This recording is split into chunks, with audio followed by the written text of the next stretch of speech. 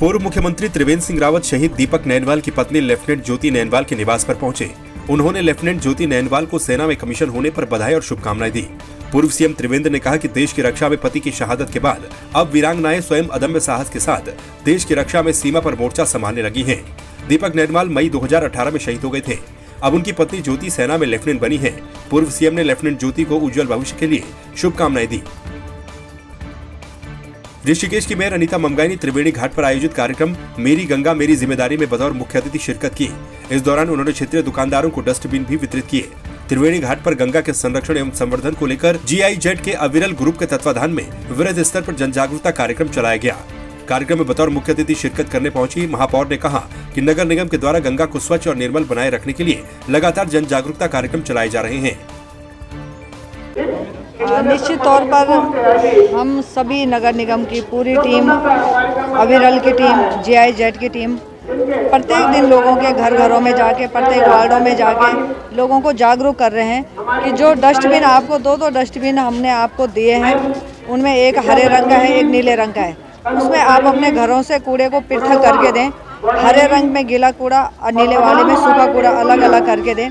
और प्लास्टिक से पूरी तरह से नगर निगम ऋषिकेश ने आह्वान करा है एक कि प्लास्टिक मुक्त ये शहर है। जिस प्रकार से हमारे देश के यशस्वी प्रधानमंत्री नरेंद्र भाई मोदी जी ने आह्वान करा कि सिंगल यूज प्लास्टिक पूरी तरह से बैन है, तो सभी से हम हाथ जोड़ के विनम्रतापूर्वक आग्रह कर रहे हैं कि आप प्लास्टिक का बिल्कुल भी प्रयोग ना करें, पॉलीथीन का बिल्कुल भी प्रयोग ना करें।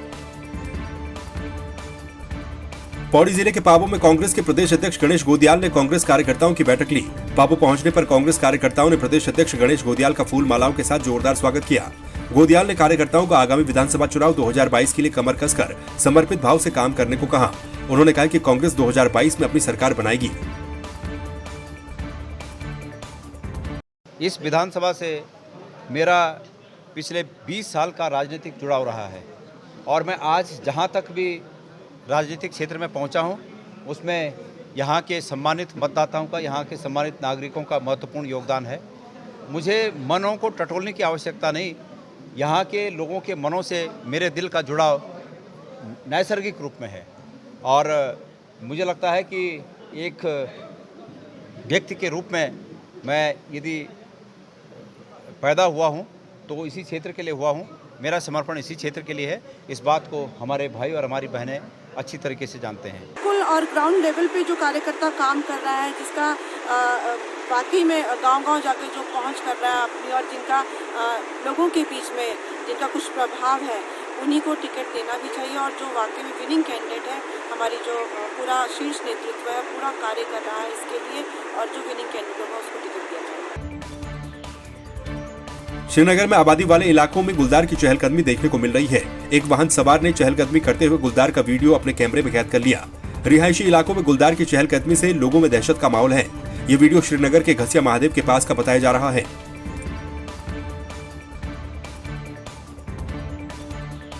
अखिल भारतीय अखाड़ा परिषद के एक गुट के अध्यक्ष महंत रविंद्रपुरी ने कहा कि देवस्थानम बोर्ड भंग किए जाने की मांग को लेकर अखाड़ा परिषद संतों को साथ लेकर गैरसैंण में विधानसभा सत्र के दौरान विरोध प्रदर्शन करेगा। उससे पहले अखाड़ा परिषद मुख्यमंत्री को लिखित ज्ञापन सौंपेगा और बोर्ड बनने से प्रभावित पुरोहितों से भी मिलेगा।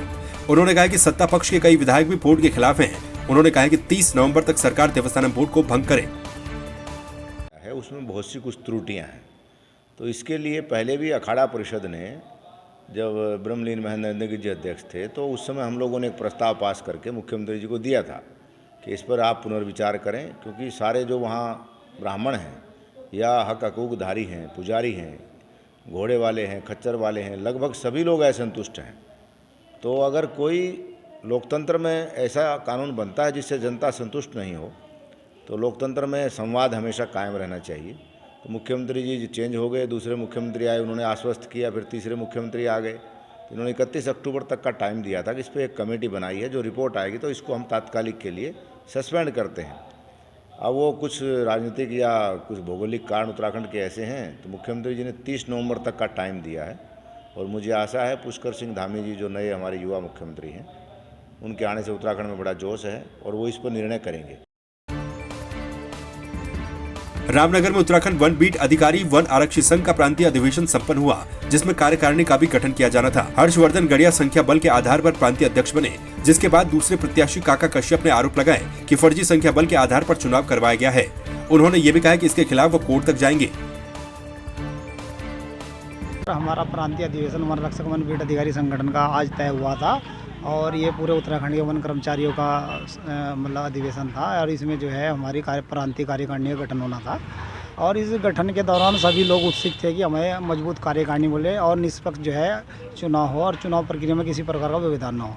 और शासनादेश के अनुरूप 2 दिन का राजकीय अवकाश था सभी कर्मचारियों के लिए और हम लोग भी सभी दूर दराज से मतलब उत्तराखंड के सभी दिशाओं से दुर्गम क्षेत्रों से आए हुए थे। भौगोलिक परिस्थितियों को देखते कर्मचारी रात के 3-3, 4-4 बजे तक भी यहाँ पे पहुँचे और चुनाव कमेटी के द्वारा जो है मतलब चुनाव कराने के पूर्व से ही शुरुआत से ही ऐसी स्थिति उत्पन्न कर दी गई थी कि चुनाव को जानबूझकर देरी दी जाए, मतलब व्यवधान पैदा उसमें डिले किया जाए और बाद में जो है वो अपना मनमाने तरीके से करा सके। हमारे द्वारा जब हमारे 2 प्रस्ताव हैं अध्यक्ष पद के लिए काका कश्यप राजाजी टाइगर रिजर्व और दूसरा कैंडिडेट था हर्षवर्धन गड़िया जी, तो मेरे पक्ष के मेरा ये कहना था कि कर्मचारियों से गुप्त मतदान की तरह तहत पहले तो हम प्रयास करते हैं कि हमारा मतदान जो है निर्विरोध हो। अगर निर्विरोध नहीं होता तो उसमें हम चुनाव करा सकते हैं। अब चुनाव के दौरान हम चाह रहे थे कि गुप्त मतदान किया जाए पेटी के माध्यम से। अब पहले वो अपना मनमान्य तरीके से उन्होंने कहा कि नहीं ऐसे नहीं होगा, फिर वो ऐसे करने लगे वैसे करने लगे।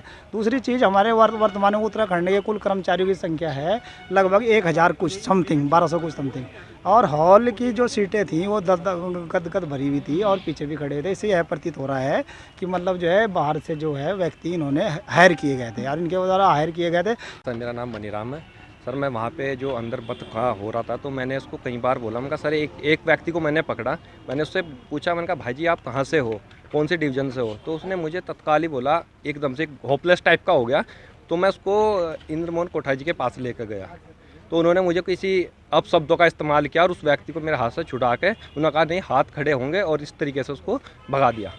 इस चुनाव का बहिष्कार करता तो हर्षवर्धन गड़िया जी ने बहुत लोगों को बाहर से एकत्रित करके बुला रखे थे अपने पक्ष को मजबूत करने के लिए। बाहर के लोग थे, वो विभाग के नहीं थे सर। सोमवार को रुद्रप्रयाग मुख्यालय के मोनाल होटल के पास स्थानीय लोगों ने अलकनंदा नदी में एक अज्ञात शव तैरता हुआ देखा। सूचना मिलने पर पुलिस ने शव को वहां से रेस्क्यू किया। अलकनंदा नदी से शव निकालने के बाद मृतक की पहचान किरण पत्नी नवीन कुमार भटनगर गौचर के रूप में हुई। मौके पर पहुंची रुद्रप्रयाग के तहसीलदार मंजू राजपूत ने शव का पंचनामा भरा, जिसके बाद शव को पोस्टमार्टम के लिए जिला चिकित्सालय भेज दिया गया। बताया जा रहा कि किरण 2 नवंबर से गायब थी, जिसकी गुमशुदगी की रिपोर्ट भी गौचर चौकी में लिखी गई थी। इस मामले में मायके पक्ष ने ससुरालियों पर हत्या का आरोप भी लगाया है। पिथौरागढ़ पुलिस ने नाबालिग वाहन चलाने वालों के विरुद्ध चलाए जा रहे विशेष चेकिंग अभियान के दौरान पहले ही दिन जनपद के 71 वाहन सीज किए। पुलिस अधीक्षक के निर्देश पर पुलिस ने यह अभियान चलाया है, जो कि आगे भी जारी रहेगा। पुलिस का कहना है कि नाबालिग वाहन चालकों के अभिभावकों की काउंसलिंग करने के बाद ही सीज वाहनों को अवमुक्त किए जाने की कार्रवाई की जाएगी। पिथौरागढ़ जिले के दूरस्थ क्षेत्र ग्राम पंचायत खुमती के अंतर्गत देवीय आपदा से क्षतिग्रस्त हुए पुलों के स्थान पर प्रशासन के निर्देश पर ग्रामीणों के द्वारा वैकल्पिक पुलों का निर्माण किया गया था। जब जिला प्रशासन और तहसील प्रशासन को मजदूरी के भुगतान के लिए प्रगति के बारे में पता किया गया तो इस संबंध में कोई संतोषजनक जानकारी नहीं मिल पा रही है, यानी कि ग्रामीणों का भुगतान नहीं हो पाया है। इसके साथ ही ग्रामीणों का ये भी कहना है कि आखिर कब तक यहाँ पर पक्के पुल बन पाएंगे। जोशीमठ के गांधी मैदान के समीप इंडियन बैंक में देर रात को अज्ञात चोरों ने चोरी की कोशिश की। रात करीब 1:42 की ये पूरी घटना बताई जा रही है। बैंक के एटीएम में तोड़फोड़ की गई है, साथ ही बैंक के अंदर काउंटर सहित अलमारियों को भी नुकसान पहुंचाया गया है। सीसीटीवी फुटेज में बैंक के अंदर आता हुआ एक शख्स भी दिख रहा है। पुलिस फिलहाल फुटेज को खंगालते हुए मामले की जांच में जुट गई है।